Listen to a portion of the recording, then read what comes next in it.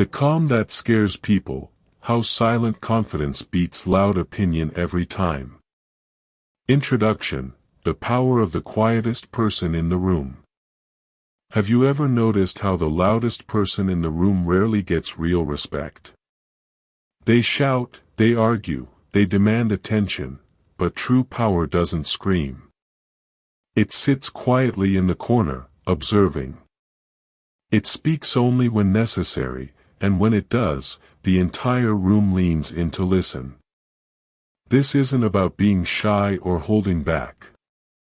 This is about mastering a different kind of strength, one that runs so deep and so quiet that it makes the noisy world seem foolish. Think about the last time you lost your cool. Maybe someone cut you off in traffic, or a coworker took credit for your work, or a family member pushed your buttons. In that moment, your emotions took the wheel. You reacted. You felt powerful in that burst of anger or frustration, but what did it actually get you? Probably more stress, regret, or drama. Now imagine a different version of you, one who saw the same situation but didn't react. One who felt the heat but chose the cool. That version of you is who this book is about. What you're about to learn isn't about hiding your feelings or becoming a robot. It's about upgrading your entire operating system. You're going to learn how to transform emotional noise into quiet power. You'll discover why calm people make others nervous, in the best way possible, and how to build a presence so strong that you don't need to prove anything to anyone. The calm that scares people isn't about intimidation, it's about showing everyone else what real control looks like. And it's yours for the taking, starting right now. Chapter 1: Your emotions are the noise, your power is the signal. Imagine trying to listen to your favorite song on a radio with terrible static.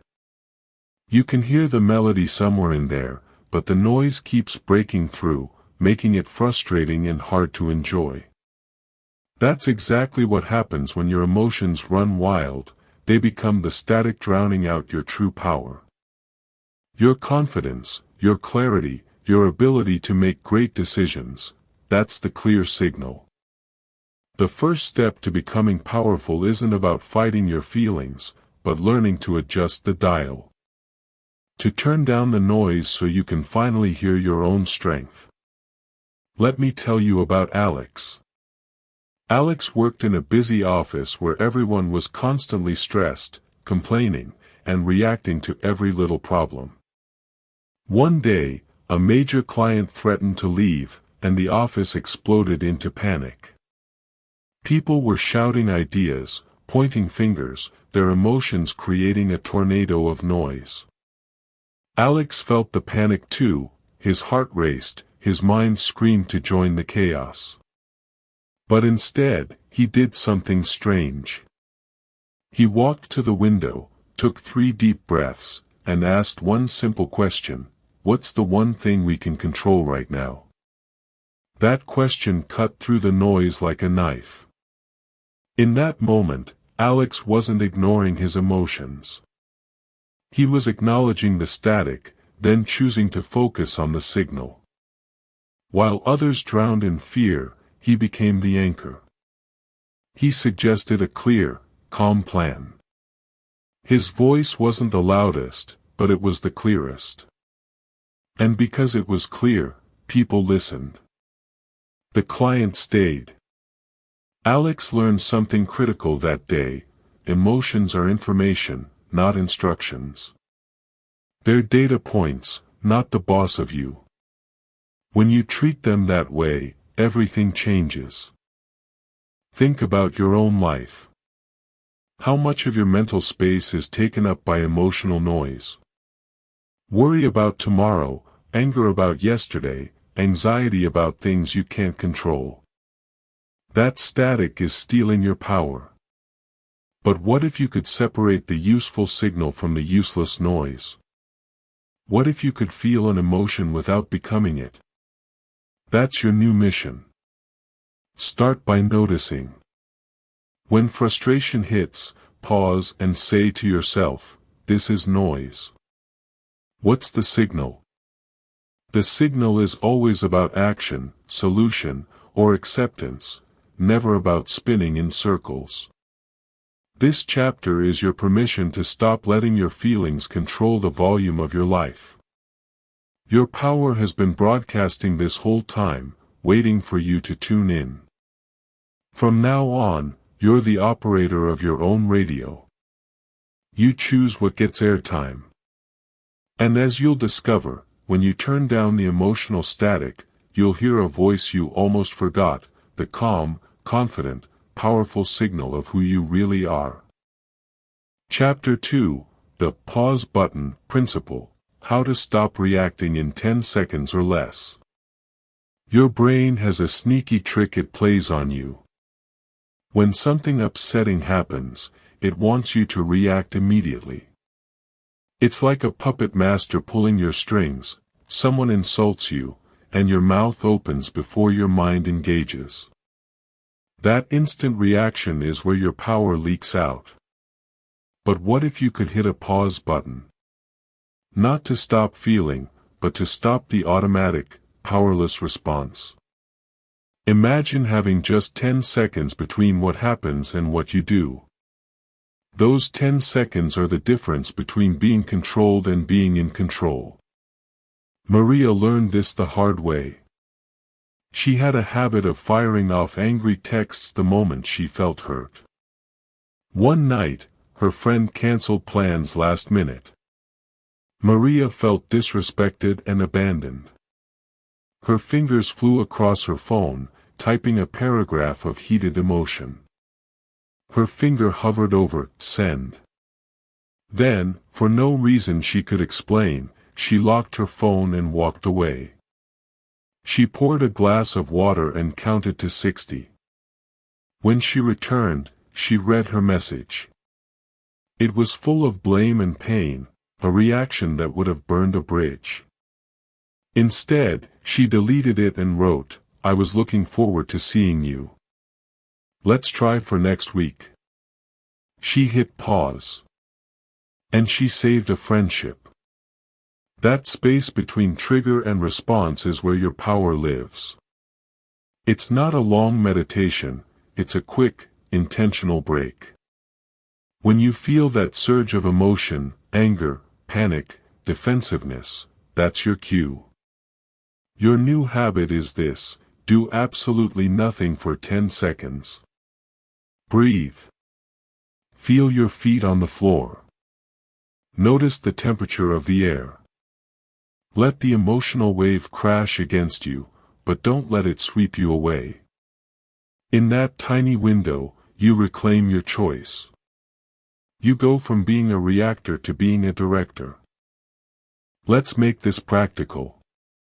Your pause button can be physical. It could be touching your thumb to your forefinger. Taking one slow sip of water. Looking up at the ceiling and counting 3 breaths. Choose your signal. Train it. The next time your boss criticizes you, or your partner says something careless, or a stranger is rude, activate your pause. In those seconds, ask one powerful question: do I want to react, or do I want to win? Because reacting feels powerful in the moment, but winning, keeping your peace, making a smart choice, keeping your power, lasts forever. This principle will feel unnatural at first. Your brain will scream that you need to defend, explain, or attack right now. But each time you hit pause, you're rewiring that instinct. You're telling your brain, "I am in charge here." Soon, those 10 seconds will become your secret superpower. People will try to get a rise out of you, and they'll be confused when they can't. They'll push buttons that no longer work. Because you've installed a pause button. And in that quiet space between stimulus and response, you'll find something incredible: your true, unshakable power. Chapter 3, Quiet Your Inner Chaos, amplify your outer impact. Close your eyes for a moment and picture a CEO walking into a high-stakes meeting. Now, imagine two versions. The first is sweating, muttering to themselves, their eyes darting nervously. The second walks in slowly, their posture relaxed, their gaze steady, a slight calm smile on their face. Which one commands the room before saying a word? The answer is obvious. Your inner world doesn't stay inside, it leaks out through your eyes, your posture, your energy. When you quiet the storm inside you, you project a presence that changes rooms. This isn't about faking it, it's about becoming so settled internally that your calm becomes contagious. Leo ran a small team of designers who were always behind deadline. The office was a symphony of chaos, last-minute changes, frantic conversations, and constant stress. Leo thought the answer was to match that energy, to be the loudest, most demanding voice. It only made things worse. One weekend, he went hiking alone. In the silence of the forest, a realization hit him: he was bringing the chaos to his team. His own inner panic was infecting everyone. On Monday, he tried an experiment. He cleared his schedule for the first hour of work. He sat at his desk, organized his thoughts, and made one clear list of priorities. He breathed deeply before every interaction. The shift was subtle but powerful. When a designer came to him with a problem, Leo didn't mirror their panic. He listened calmly and asked, "What's the next right step?" He stopped rushing between desks and instead moved deliberately. At first, his team was confused. Where was the frantic Leo? But within days, something amazing happened. The office volume dropped. Conversations became more focused. Deadlines started being met. Leo didn't give a single motivational speech. He simply showed up as calm, and his team reflected it back. His inner quiet became their outer structure. Your mind is your command center. If it's filled with frantic thoughts, second-guessing, and mental clutter, that's what you broadcast to the world. People sense uncertainty. They feel anxiety. And they react to it. But when you declutter your inner space, when you make peace with your thoughts, you project a different frequency. This is what people mean by presence. It's not something you do, it's something you are when you're not busy being a mess inside. Calm is a broadcast signal. When you transmit it, people unconsciously tune in and match your station. So how do you quiet the inner noise? Start with a daily mental sweep. Each morning, take 5 minutes to sit quietly. Imagine your mind is a busy computer desktop with pop-ups and alerts. Mentally close every unnecessary window. Let go of yesterday's regrets. Release tomorrow's worries. Focus only on the present moment, the feeling of your breath, the sounds around you, the fact that you're alive and capable. This isn't meditation, it's a practical reset. Do this, and you'll walk into your day not as a reactive mess, but as a clear channel. Your decisions will be sharper. Your words will carry weight. Your very presence will calm others. The most powerful person in any situation is often the quietest, because they've already won the battle within. They've turned their inner world from a war zone into a sanctuary. And from that place of peace, they project an influence that shouting could never achieve. Your assignment this week: become aware of what you're broadcasting. Is it chaos or clarity? Noise or calm? Remember, you cannot give what you don't have. So fill your inner world with quiet power, and watch how your outer world has no choice but to reflect it back, bigger and brighter than ever before. Chapter 4: The Confidence of Fewer Words. We live in a world that worships the loud talker, the quick debater, the person who always has something to say. But here's a secret that powerful people have known for centuries: words are like money. The more carefully you spend them, the more they're worth. When you speak less, people listen more. When you choose silence over unnecessary noise, your presence grows. This isn't about being silent all the time, it's about making every word intentional, so when you do speak, it lands with the force of a thunderclap in a quiet room. Sam worked in sales, where the culture was all about fast talk and persuasive pitches. He watched his colleagues fill every silence with features, benefits, and enthusiastic promises. Sam tried to keep up, but he felt inauthentic. Then he observed the top performer in the company, a woman named Elena. In meetings, Elena spoke maybe half as much as everyone else. She listened intently. When she did speak, she asked one or two piercing questions. And when she presented, she used simple, clear language, followed by comfortable silence. Clients leaned forward. They nodded. They said yes. Sam realized, Elena wasn't selling with words, she was selling with presence. Sam decided to experiment. In his next client meeting, he did the opposite of his training.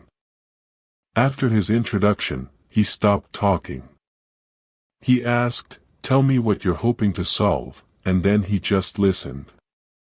He nodded. He took notes. When the client finished, Sam didn't jump in with a solution.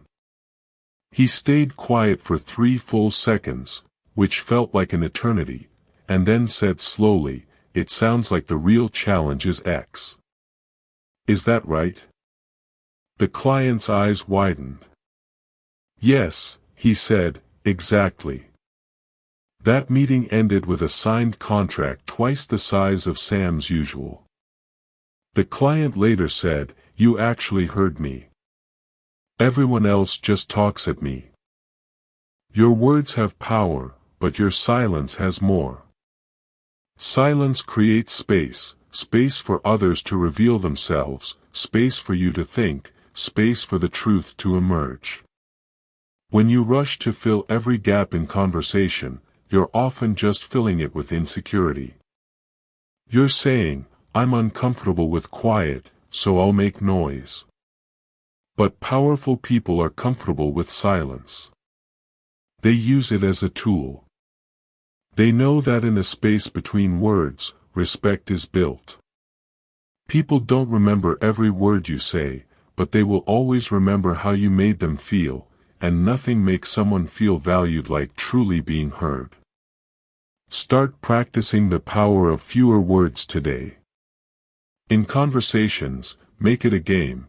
Can you listen 70% of the time and speak 30%? Before you speak, ask yourself, is this necessary? Is it helpful? Is it true? If it's not all three, consider letting it stay unsaid. When you have an opinion, try stating it once clearly, then stop. Don't repeat, don't over-explain, don't defend. Just let it sit. Watch how people respond to the weight of your words when they aren't buried under a pile of extra talk. Your confidence will grow because you're no longer using words to convince yourself or others of your worth. The goal isn't to become a person of few words, but a person of powerful words. Think of your speech like a spotlight in a dark theater. If you swing it wildly around, it's distracting and annoying. But if you aim it steadily at one important thing, everyone's attention follows. Your words become that spotlight. Use them sparingly, aim them precisely, and illuminate only what matters. You'll discover that the less you say, the more people will remember. The quieter your voice, the further it will travel. And the more comfortable you become with your own silence, the more your confidence will speak for itself, louder than any argument ever could. Chapter 5, Become Unshakable, How to Stand Firm When Others Are Falling Apart. Life has a way of testing your calm. It throws surprises, setbacks, and straight-up chaos at you when you least expect it. In those moments, everyone around you might be losing their minds, panicking, blaming, giving up. But what if you could be the one person who doesn't shake? What if you could stand in the middle of the storm and feel an eerie sense of calm? This isn't about being cold or uncaring. It's about developing a core stability so strong that no external event can knock you off your feet. When you become unshakable, you become a leader, even if you have no title. The restaurant kitchen was in full dinner rush when the head chef suddenly walked out. Just quit on the spot during the busiest hour. Orders were backing up. Junior cooks were looking around, eyes wide with panic. The noise level spiked with confused shouts. That's when Sophia, a 22-year-old line cook, did something remarkable. She didn't shout for order. She didn't try to be the new chef. She simply walked to the ticket machine, pulled the next order, and said in a normal, calm voice to the cook next to her, "Okay, let's fire table 6. 2 salmon, 1 risotto." She kept her movement steady. She made eye contact with each cook and gave one clear instruction. Her calm was like a spell. One by one, the cooks stopped panicking and started cooking. They mirrored her steady energy. The orders began flowing again. By the end of the night, they'd served every table. The owner, who had been watching, offered Sophia the head chef position the next day. He said, "I saw 10 people panic, and 1 person who knew what to do. That's leadership." Sophia's secret? She told me later, "I was terrified inside. But I knew if I showed it, we'd sink. So I just focused on the very next thing right in front of me." Unshakable calm isn't the absence of fear, it's the decision to act despite it. It's understanding that panic is a luxury you can't afford when things are falling apart. Your new mantra in crisis is this: what's the next smallest step? When the big picture is overwhelming, shrink your focus. Don't think about saving the whole project, think about sending the next email. Don't think about fixing the entire relationship, think about saying the next honest sentence. This step-by-step focus anchors you. It prevents you from being swept away by the tidal wave of what if. Building this core strength takes practice, and you start small. Next time you're running late and hit every red light, don't grip the wheel and curse. Sit back. Breathe. Accept that you're late, and that stressing won't change the light. You're practicing being unshakable in a low-stakes scenario. When a coworker sends a snippy email, don't fire back immediately. Get up, walk to the window, and look outside for 60 seconds. You're building the muscle of pause. Each time you choose calm over reaction in a small storm, you're preparing yourself for the big ones. Picture yourself 6 months from now. A major problem hits, something that would have ruined your week in the past. But now, you feel your feet on the ground. You take a slow breath. You feel the worry, but it doesn't control you. You ask, "What's the first step?" And you take it. People around you are reacting, but you're responding. They see you as a rock.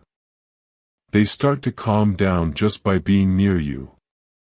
This is the power you're building. Not the power to control everything around you, but the power to remain powerfully calm within yourself, no matter what's happening around you. That's true freedom. And it starts with your very next breath. Chapter 6: The Magnetic Silence, Drawing People in Without Saying a Thing. Have you ever been in a room with someone who barely speaks, yet you find yourself watching them, wondering what they're thinking, feeling drawn to their energy? That's magnetic silence. It's the powerful pull of a person who is completely comfortable in their own quiet. They don't need to fill space with talk. They don't seek approval. They simply exist with a calm assurance that is incredibly attractive. This chapter isn't about becoming mysterious or playing games. It's about cultivating an authentic presence so strong that people are naturally drawn to your calm, like finding an oasis in a desert of noise. David was the new guy at the tech company. The office culture was loud, jokes flying, debates about the best coding languages, constant chatter. David was skilled but quiet. He didn't join every debate. He listened. He smiled but didn't always laugh.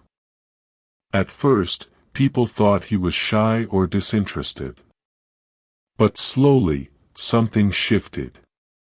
When a tough problem arose, people started turning to David. "What do you think, David?" they'd ask. His opinions became gold because he didn't waste them on small talk. He became the person everyone wanted on their project team. Why? Because his silence wasn't empty, it was full of observation and unspoken confidence. David's secret was that he had stopped trying to be interesting and started being interested. He realized that constantly talking about himself was a weak strategy. Instead, he became a master of asking good questions and then genuinely listening to the answers. He made people feel heard, and in return, they found him fascinating. His calm created a safe space where others could be themselves. His silence wasn't a wall, it was an invitation. People projected onto him all the competence and depth they wished they had. His quiet became his most powerful social tool. You create magnetic silence when you shift from seeking attention to paying attention. Most people are so busy thinking about what they'll say next that they never truly listen. But when you give someone your full, quiet focus, when you listen with your eyes, your posture, your whole being, you give them a rare gift. You make them feel significant. And when you do speak, it's relevant, thoughtful, and carries weight because it's not just another voice in the noise. People are drawn to those who make them feel powerful, not those who try to look powerful. Start practicing this today. In your next conversation, make it your only goal to understand the other person. Don't think about your reply. Just listen. Notice their body language. Hear the emotion behind their words. Ask one follow-up question that shows you're truly tracking. Then, be comfortable with the silence that follows. Let it hang there. You'll notice something beautiful. The other person will often fill that silence with something more real, more honest. They'll lean in. They'll remember you. Not because you dazzled them with stories, but because you made them feel truly seen. Magnetic silence is the art of being fully present without needing to perform. It's the confidence to know that you don't need to convince anyone of your worth through chatter. Your worth is evident in your calm, your listening, your thoughtful responses. As you cultivate this, you'll start attracting the right people and opportunities. You'll become a person others seek out for advice, for partnership, for friendship, not because you talk the most, but because your quiet presence makes others feel stronger, calmer, and more understood. And isn't that the most powerful connection of all? Chapter 7. Turn down the world's volume, turn up your focus. We live in the noisiest time in human history. Not just literal noise, traffic, construction, chatter, but mental noise, social media alerts, news cycles, opinions, comparisons, and endless digital demands for your attention. This constant buzz isn't just annoying, it's a power drain. It scatters your focus, fuels your anxiety, and keeps you reacting instead of creating. But what if you could install a volume knob on the world? What if you could turn down the irrelevant noise and turn up your concentration on what truly matters? This is how you reclaim your mental energy and direct it like a laser toward your goals. Anya was an artist who couldn't finish her paintings. She'd start with passion, but then her phone would buzz. She'd check a notification, fall into a social media scroll, see a critic's comment, and her inspiration would evaporate in a cloud of anxiety and comparison. Her studio became a place of distraction, not creation. One weekend, she unplugged her Wi-Fi router as an experiment. She told herself, just for 3 hours. With no digital escape, she faced the silence, and her blank canvas. At first, it was uncomfortable. Her mind itched for distraction. But then, something settled. Her focus deepened. In those 3 hours, she painted more than she had in the previous 3 weeks. Anya's breakthrough was simple: she created a boundary. She realized the world's noise would always be there, but she didn't have to let it into her sacred space. She started scheduling focus blocks, 90-minute periods where her phone was in another room, the internet was off, and her only task was to create. During these blocks, her productivity skyrocketed. More importantly, her peace returned. She wasn't just turning off devices, she was turning on her own potential. The noise of the world had been drowning out her own inner voice, the voice of her creativity and purpose. Your attention is your most valuable resource. Where you place it determines your reality. Every time you allow a notification to pull you away, every time you scroll through angry comments, every time you consume news designed to upset you, you're giving your power away. You're letting the world's volume control your inner state. The antidote is intentional focus. It's deciding, for this hour, I am only doing this one thing. It's creating physical and digital environments that support your calm, not sabotage it. You cannot be powerfully calm in a chaotic environment unless you first learn to control what you let in. Start by doing a noise audit. For one day, notice everything that pulls your attention away from your priorities. Is it certain apps? Negative people? News channels? Your own habit of checking email every 10 minutes? Identify the top 3 sources of your mental noise. Then, for each one, create a simple rule. Maybe it's no phone for the first hour of the day. Or, I only check news once, at noon. Or, I leave my phone in my bag during meals. These rules aren't restrictions, they're declarations. They're you saying, my focus is more important than your distraction. As you turn down the world's volume, something magical happens. Your own inner voice gets clearer. Your intuition speaks up. Your creativity wakes up. You start to accomplish things that previously felt impossible because you're no longer trying to build with one hand while the other hand is busy putting out fires. You'll find that you have more time, more energy, and more peace. People will notice a new depth in you. They'll say you see more together. That's because you are. You've stopped letting the world's noise dictate your rhythm. You've found your own steady, powerful beat, and once you hear it, you'll never let it be drowned out again. Chapter 8, From Overthinker to Decisive Doer. Your mind is a beautiful tool, but when it gets stuck in overdrive, it becomes your own worst enemy. Overthinking is like revving a car's engine while the parking brake is on.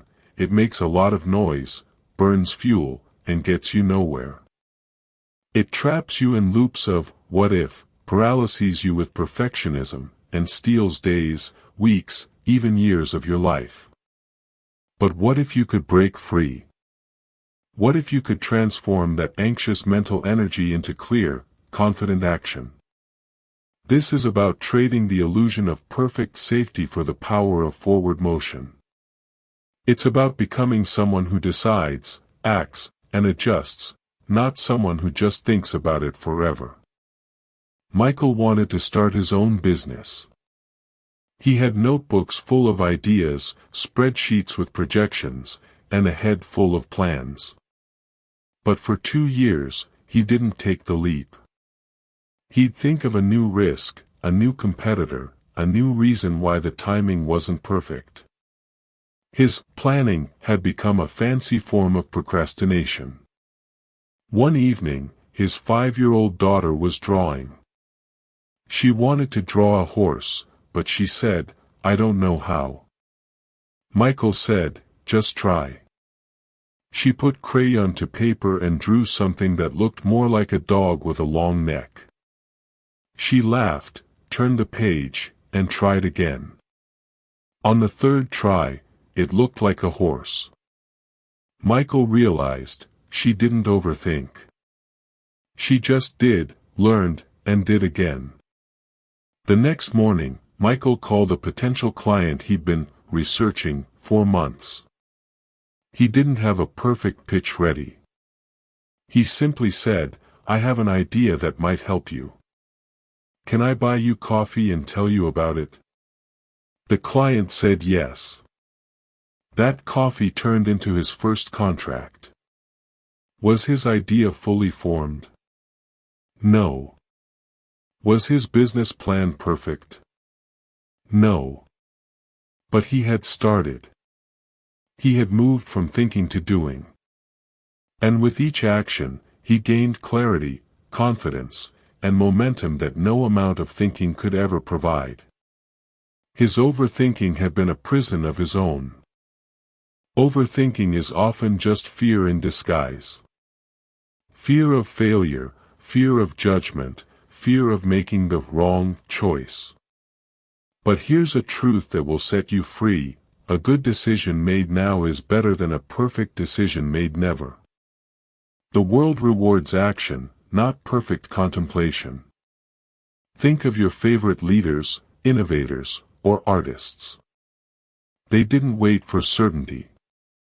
They made a choice with the information they had, took action, and adjusted course along the way. That's how real progress happens. You don't think your way to a new life, you act your way into new thinking. So how do you break the cycle? Start with small, irreversible decisions. Decide what you'll have for dinner and cook it, no changing your mind. Decide to go for a walk and put on your shoes right now. You're training your brain that deciding feels good. For bigger decisions, set a time limit. Give yourself 24 hours to research and ponder, then you must decide. Use this mantra: done is better than perfect. Perfectionism is the enemy of power because it keeps you stuck. Action, even imperfect action, is the path to power because it creates results and feedback. Imagine yourself 1 year from now as the decisive person you're becoming. A challenge arises. Your old self would have spun in circles for weeks. Your new self gathers the key facts, listens to your gut, makes a clear choice, and acts. You don't look back with doubt, you look forward with curiosity to see what results your action creates. You've traded the heavy burden of getting it right for the empowering freedom of making it work. People will start to see you as a person who gets things done. Opportunities will flow to you because you've become a catalyst, not a bottleneck. Your life will move. And in that movement, you'll find a power that overthinking could never, ever give you. Chapter 9: The Calm That Changes Rooms. Have you ever walked into a tense meeting and felt the anxiety in the air like a thick fog? Then someone enters, someone calm, centered, unhurried, and within minutes, the whole energy of the room begins to shift. That person is practicing a superpower. They understand that calm is not just a personal state, it's a force field that changes the environment around them. Your energy is contagious. When you master your inner world, you don't just change yourself, you become a thermostat for every room you enter, setting the emotional temperature to one of focus, respect, and possibility. This is leadership in its purest form. The school board meeting was a disaster. Parents were shouting. Board members were defensive. The principal, Linda, sat quietly at the head of the table, watching the chaos. She felt her own frustration rising. She wanted to shout back, to justify, to control. But she remembered her training. She took a slow breath, feeling her feet flat on the floor. She let the wave of noise crash around her without joining it. After a few minutes, she stood up. Not aggressively, but calmly. She didn't raise her voice. She said, "I hear how much everyone cares. That's important. Let's take one concern at a time." Her voice was steady, her posture open. Something shifted. The shouting lowered to murmurs. People sat back in their chairs. Linda had done nothing to silence them, but her calm had given them permission to be calm. She modeled the behavior she wanted to see. By the end of the meeting, actual solutions were being discussed. Afterward, a parent approached her and said, "Thank you for not losing your cool. It helped me remember why we're all here." Linda realized in that moment that her greatest tool wasn't her authority, but her composure. Her calm had literally changed the chemistry of the room. This principle works because humans have mirror neurons. We unconsciously mimic the emotional states of those around us, especially those we perceive as leaders or centered individuals. When you are emotionally regulated, you give others permission to regulate themselves. Your calm says, "We are safe. We can think clearly. We can handle this." This is infinitely more powerful than trying to command calm through authority or threats. You lead with your energy first, your words second. People may forget what you said, but they will never forget the way your presence made them feel, capable, or chaotic. Start using this power intentionally. Before you enter any potentially charged situation, a difficult conversation, a busy workplace, a family gathering, take 60 seconds to ground yourself. Breathe deeply. Set an intention: I am calm. I bring peace. Visualize your calm as a light spreading from you into the room. Then enter. Don't try to control others. Just maintain your own center. Speak slowly. Listen fully. When tension rises, be the one who doesn't escalate. Simply stay steady. You'll be amazed at how often the entire dynamic shifts to match your level. You become an anchor, and everyone else's emotional boats stop thrashing in the storm. Your calm is a gift you give to every environment you enter. It's a silent statement that says, "I am not at the mercy of this moment, I am the master of my response to it." As you practice this, you'll find that people start to seek you out.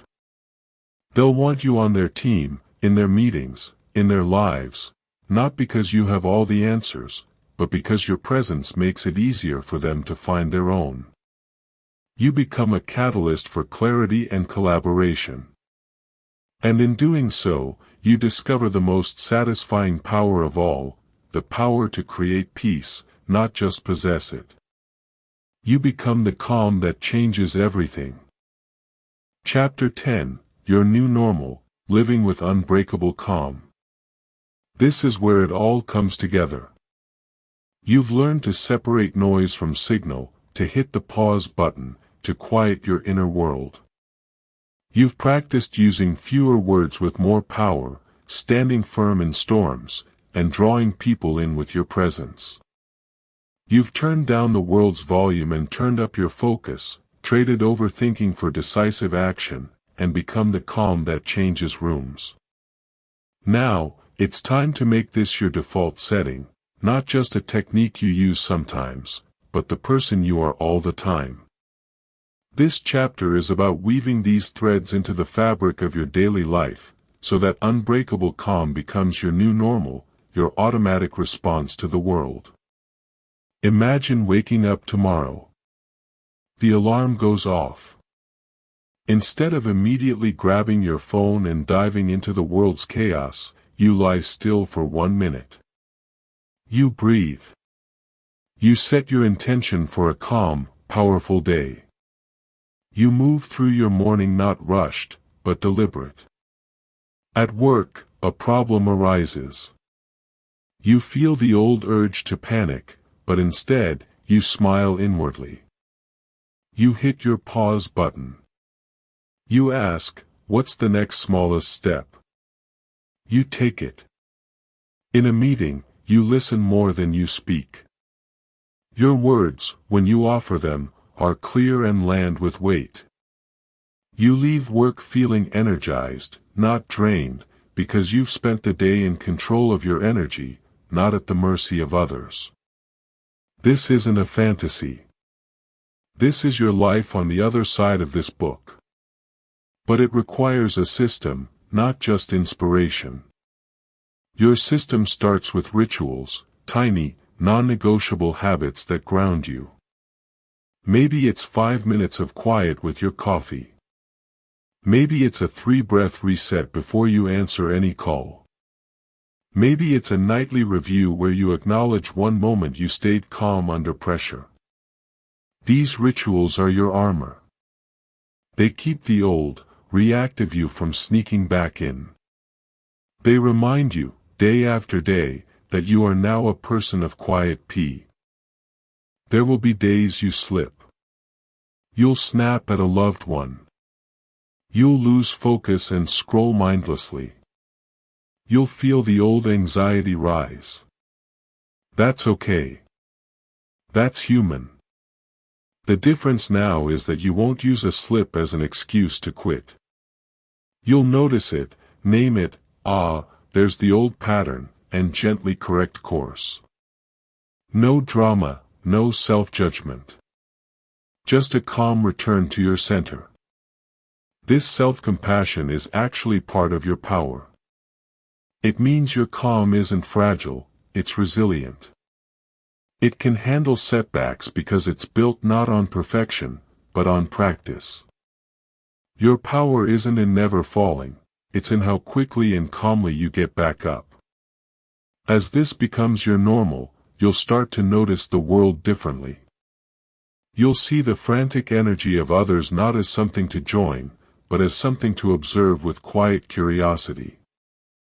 You'll recognize the attempts to bait you into reaction, the dramatic headlines, the provocative comments, the manufactured urgency, and you'll simply choose not to play. You'll have a deep, unshakable knowing that your peace is more valuable than any argument you could win. People will feel this shift in you. They may not understand it, but they will respect it. Your relationships will deepen because you'll show up as your true, steady self. Your journey from being emotional to becoming powerful is complete when calm is no longer something you do, but something you are. It's in your walk, your gaze, your tone, your choices. It's the quiet confidence that allows you to move through the world not as a victim of circumstance, but as the author of your response. You have the tools. You have the understanding.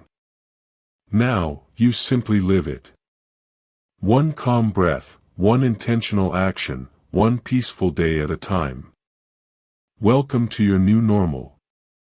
Welcome to the calm that scares people, because it shows them what's possible when a human being is truly, unbreakably, powerfully free. Conclusion: the world is loud. You don't have to be. Look around you.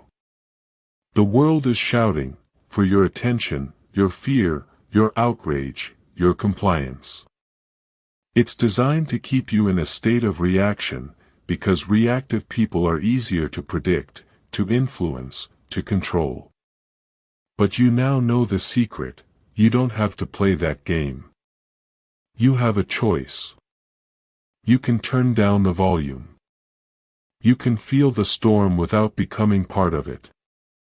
You can be the calm center in a spinning world, and that calm is the most powerful stance of all. This isn't the end of a book, it's the beginning of your new life.